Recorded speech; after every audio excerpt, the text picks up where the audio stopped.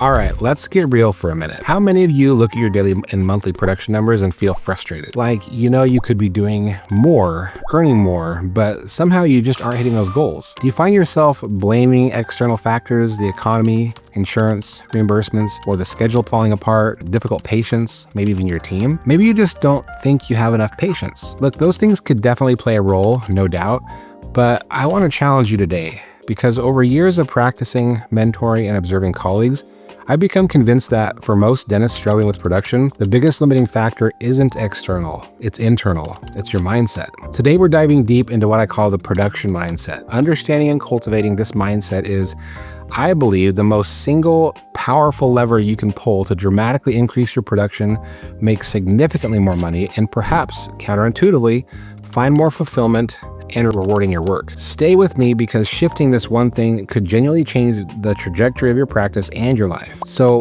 what is this production mindset? I've noticed a pattern among many dentists who are consistently high producers. And when I say high producers, I'm not just talking about people chasing dollars above all else. I'm talking about clinicians who are deeply engaged throughout their workday. They show up ready to work. Interestingly, many of these individuals seem to share certain background experiences. Maybe they did summer sales jobs growing up, knocking on doors, facing constant rejection, but needing to stay motivated and just keep pushing. Or perhaps they worked other jobs that demanded intense, consistent effort and drive. These experiences often instill a resilience, a strong work ethic, and the understanding that results come from sustained, focused effort. A dentist with a production mindset doesn't view the workday as something to simply get through. They aren't primarily seeking comfort or the path of least resistance. They aren't hiding in their office between patients or scrolling through websites. Instead, they see the day as an opportunity. If they have $3,000 or $4,000 scheduled, they aren't just settling for that. They're actively looking for ways to ethically and appropriately add value and necessary treatment today. When an opportunity arises, maybe a patient in for hygiene mentions sensitivity, or you spot unscheduled diagnosed treatment during a checkup, they seize it. They don't just automatically think, oh, that's too much to squeeze in, or let's just schedule that for another day. They demonstrate mental flexibility. They think, okay, how can we make this work today? They communicate with their team, adjust timing, and find ways to incorporate needed treatment now. When the patient is already there and motivated, they understand that getting treatment done today is far more certain than hoping the patient returns weeks later. Think about this scenario. I see it happen quite often in practices with multiple doctors, including our own. Occasionally, one doctor is unexpectedly out, and the remaining doctor has to cover both schedules. It's honestly surprising how often that single doctor, when they have to manage, they are able to absorb the vast majority of both columns. They find a way, they step up. They operate at a higher capacity because the situation demands it. When I see this, I can't help but think, if one doctor can handle nearly the workload of two when necessary, what does that say about our typical daily capacity? Are we consistently operating near our potential when both doctors are present? Or are we leaving a significant amount of productivity on the table simply because we aren't pushing ourselves? I suspect all of us would be genuinely amazed at what we could accomplish if we truly tapped into our full capabilities every single day. Now, you might be thinking, okay, Ryan, that sounds good, but I didn't do summer sales. I didn't have those kinds of demanding early jobs. I don't naturally have that relentless drive. What do I do? That's a fair question. Maybe your path was different. Maybe you haven't truly experienced what maximum effort feels like in a work context. Maybe comfort has become your default setting during the workday. The good news is the production mindset isn't necessarily an innate trait you either have or you don't. It can be cultivated. You can learn to stay engaged, to push yourself, to find internal motivation even when external circumstances aren't forcing you. How? Part of it involves a philosophical shift in how you view time and opportunity. I find it helpful to remember that the past is gone and the future hasn't arrived. All we truly have control over is the present moment, today, right now. Pushing necessary treatment off to a future appointment is essentially a form of procrastination. And we all know the reality. Will that patient actually show up?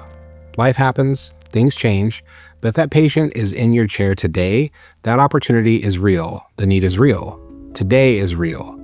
Therefore, maximizing today should be the priority. Treat every single workday as the critical time frame it is. When you leave your family, your home, your personal life to come to the practice, you owe it to yourself and to them to make that time count. You should want to minimize wasted time at work. If you're going to be there, be fully engaged. Be as productive and impactful as you possibly can during those hours.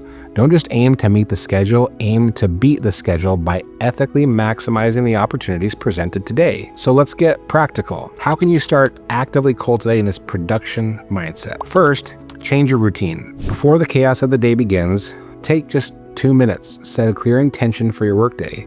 Don't just think about the procedures in the schedule, think about your mindset. Intend to be fully present. Actively look for opportunities. Embrace challenges rather than avoid them, and stay engaged until the last patient leaves. Visualize yourself operating at a higher gear. Second, become an opportunity tracker. Keep a simple notepad or use a digital note throughout the day.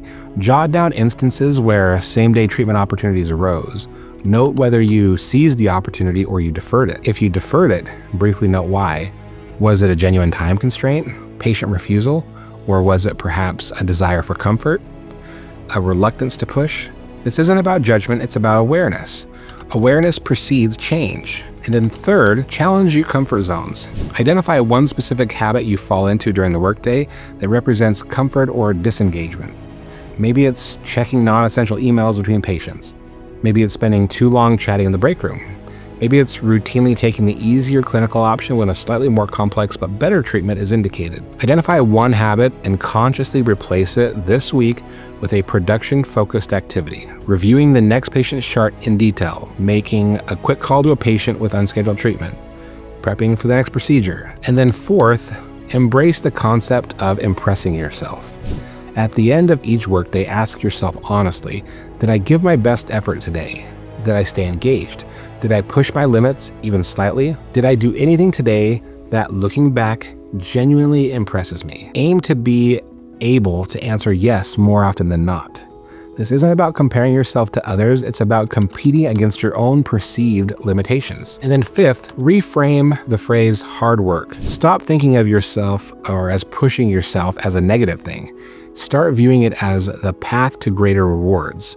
Not just financial, but the satisfaction of maximizing your skills, helping more patients, and building a stronger practice. Remember why you're working hard. Connect the effort you put in today to the bigger life goals it enables, providing for your family, achieving financial freedom, creating the life you desire. The effort becomes meaningful when tied to a purpose.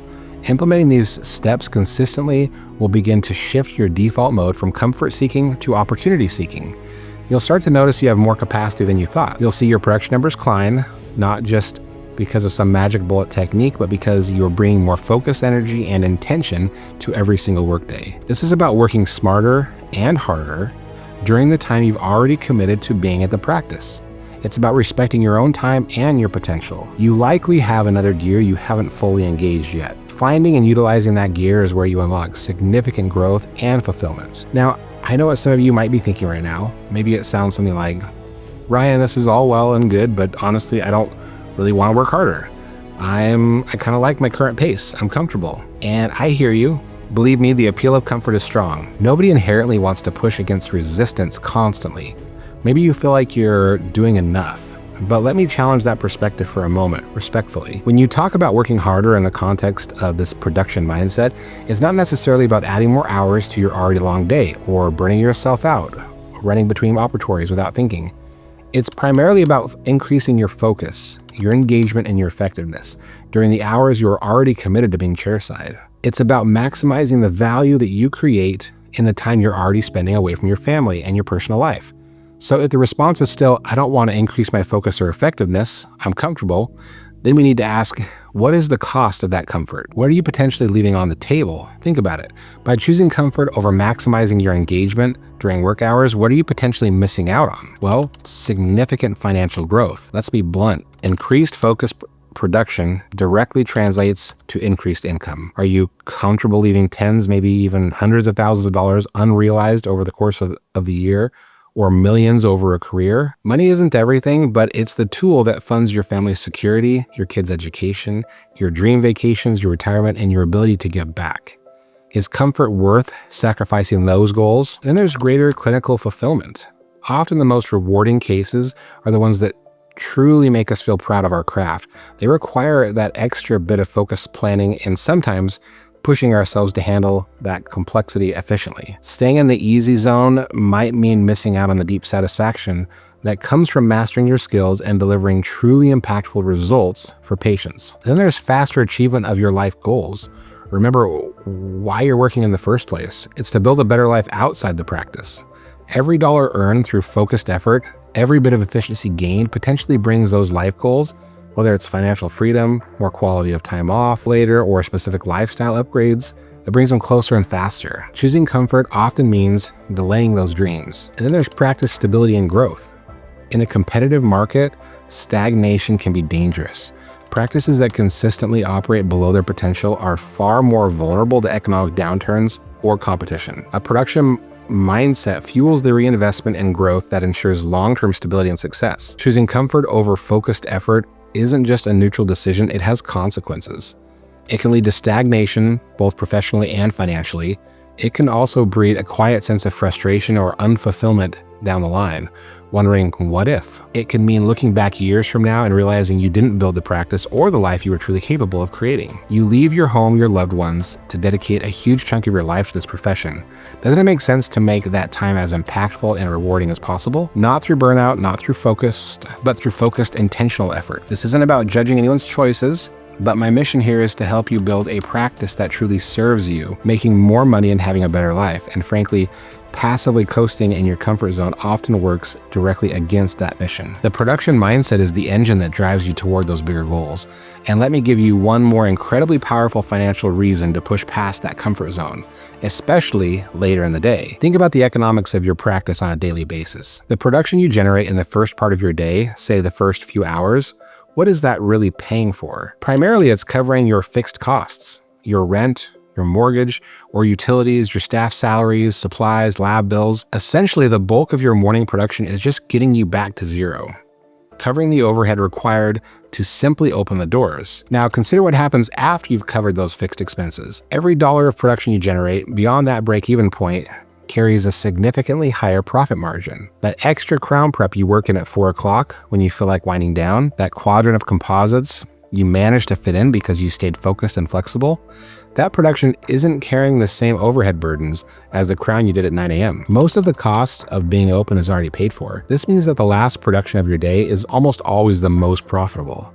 That final push, that extra effort to seize an opportunity when you're tired, doesn't just add a little bit to your bottom line, it adds disproportionately more. Think about it this way. Maybe the profit margin on your first procedure of the day after accounting for the overhead is X, but the profit margin on the last procedure you stretch to complete might be 3, 4, or even 5X because the fixed costs are already covered. It's almost pure profit hitting your bottom line. There is tremendous financial reward baked into stretching yourself and doing that last little bit when you don't necessarily feel like it. Understanding this leverage, that the effort at the end of the day pays exponentially more, can be a powerful motivator to develop and maintain that production mindset. It directly links that extra push to significantly accelerating your financial goals and building that better life. We keep talking about it, so let me ask you, what do you think is the biggest mental block holding you back from reaching your next level of production?